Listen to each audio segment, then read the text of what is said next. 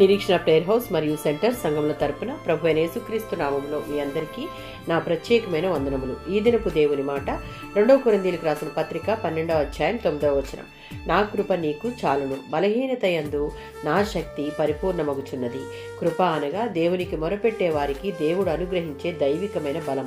ఈ కృప నమ్మకస్తుడైన విశ్వాసి మీదకి దిగివచ్చి అతనిలో సువార్త పట్ల ఉన్న పట్టుదలను బట్టి అతని బలహీనతలను అంగీకరిస్తుంది. మన బలహీనతలు, శ్రమలు క్రీస్తు కోసం ఎంత ఎక్కువైతే తన చిత్తాన్ని మనలో సాధించడానికి దేవుడు మనకిచ్చే కృప అంత అధికంగా ఉంటుంది. ఆయన మనకిచ్చే బలం మనం ఆయన కోసం పనిచేయడానికి, మన బాధలను ముళ్ళులను సహించుటకు, మన అనుదిన జీవితాలకు అది సరిపోతుంది.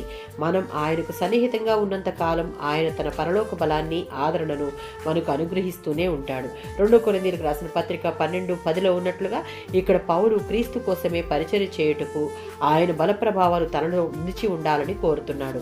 అదే కారణాన్ని బట్టి ఆనందంగా బాధలను కూడా ఎదుర్కొన్నాడు. బలహీనతలు, అవమానాలు, కష్టాలు, హింసలు మొదలగు వాటి వల్ల కలిగే గొప్ప ఆధ్యాత్మిక లాభాల గురించి ఒక విశ్వాసి తెలుసుకుంటే వాటిలో కూడా ఆనందించగలుగుతాడు. మత్తయి సువార్త 5వ అధ్యాయం 11-12 వచనాలలో విశ్వాసులు క్రీస్తు కోసం మరియు నీతి నిజాయితీ కోసం హింసలు, బాధలు, అవమానాలకు గురి కావడం అనేది దేవుని దృష్టిలో ధన్యతే. మరియు ఆ విధమైన అనుభవం మన మేలు కొరకే. పౌలు బలహీనుడిగా ఉన్నప్పుడే బలవంతుడు.